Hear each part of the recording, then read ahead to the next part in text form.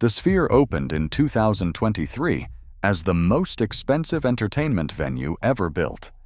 It cost $2.3 billion, stood 366 feet tall, and was wrapped in 1.2 million LED panels.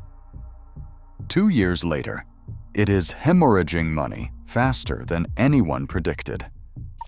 Operating losses at the Sphere began piling up with a speed that stunned even seasoned analysts.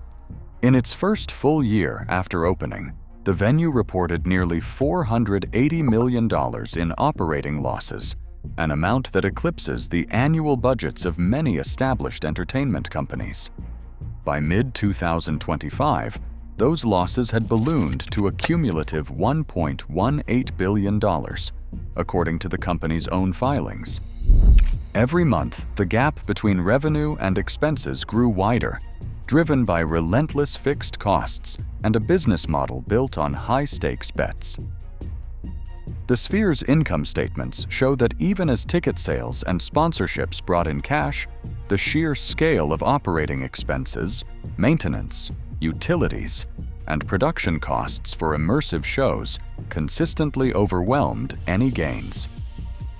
The numbers left little room for optimism. In less than 2 years, the Sphere lost more money than some Las Vegas casinos have made in a decade. These headline losses set the stage for an even deeper reliance on debt, as the venue struggled to cover its bills and keep the lights on. In the first quarter of 2025, the company's quarterly filings paint a stark picture of mounting debt pressure. The company reported a $142.9 million operating loss across its divisions, with the Sphere venue itself responsible for $93.8 million of that deficit. Even as revenue from concerts and immersive shows continued to flow, cash burned faster than it arrived. By early 2025, Sphere Entertainment's total debt load had reached $1.5 billion, much of it tied to the struggling MSG Networks segment. This debt stack loomed over every financial decision, with interest payments and quarterly losses compounding the strain. The company's credit agreements, detailed in SEC filings, outlined strict leverage ratios, but so far, no formal covenant breaches had been triggered. Yet with each passing quarter, the gap between revenue and expenses widened, and the ability to refinance or restructure became less certain. Lenders watched closely as the numbers edged toward their limits, aware that any slip could spark calls for waivers, asset sales, or even more drastic measures. The Sphere's financial architecture now depended on holding the line, even as the underlying economics grew more precarious.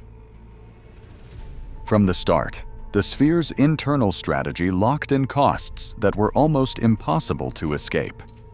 Unlike most Las Vegas venues, the Sphere opened without a casino or hotel attached, a deliberate choice by executives who wanted to avoid gambling regulations and the capital burden of hospitality.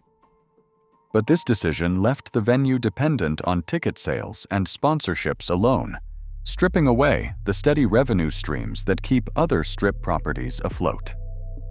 Every major show at the Sphere carries a mandatory $8 million technology surcharge, a fee charged to production partners just to use the venue's custom 3D systems and immersive audio. Those same systems drive utility bills of over $1.5 million a month, as millions of LED panels and high-capacity VAC run around the clock. Artist contracts stack on more risk. Minimum capacity clauses and bespoke tech requirements make it hard to land long-term residencies, pushing the Sphere into one-off events that can't guarantee repeat business. Even the Sphere's most eye-catching feature, the glowing exosphere, creates its own problem. The dazzling exterior draws crowds outside, but many never buy a ticket, turning the building itself into a free spectacle. With no casino floor to subsidize losses, and fixed costs that can't be trimmed without gutting the experience, the Sphere is trapped by its own ambition. Price cuts or cost-saving measures barely make a dent, as the core expenses are baked into every show. The economics were fragile from day one, leaving the venue exposed to even the slightest drop in demand. Ticket prices at the Sphere have quietly slipped from their opening high of $119 to $99, with same-day tickets now a common sight on box office feeds. This is not just a matter of consumer preference. Behind the scenes, staff layoffs have swept through operations and hospitality as management scrambles to align payroll with a thinning crowd. The venue's occupancy rate hovers well below expectations, and the broader Las Vegas Strip is feeling the chill too. Industry analysts point to a citywide retreat, middle-class visitors are spending less, and discretionary budgets for entertainment are shrinking.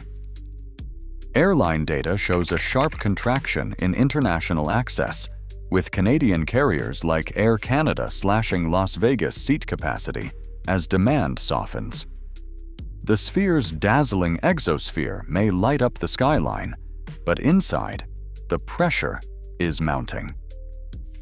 Fewer tourists, lower ticket prices, and a shrinking pool of spenders have turned what was supposed to be a magnet for crowds into a venue fighting for every guest.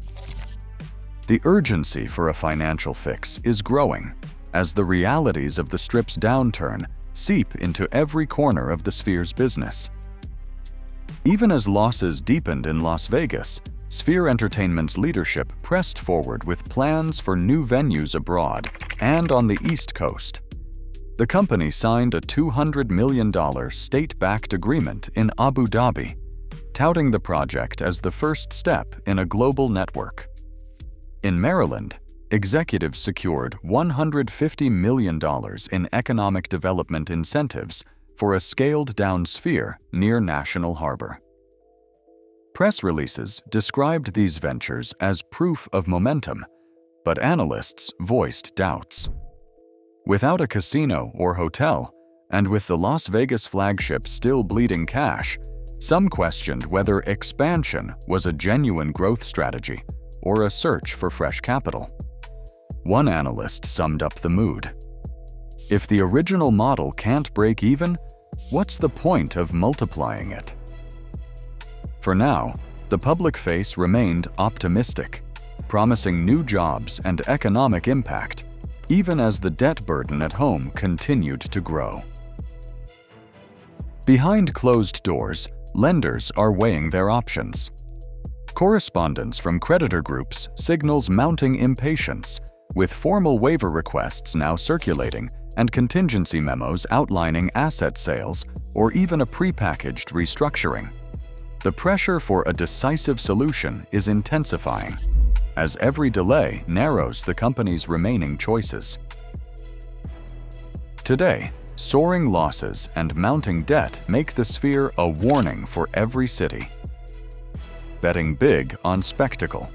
In a tightening market, risk isn't just financial, it's existential. Share your thoughts below.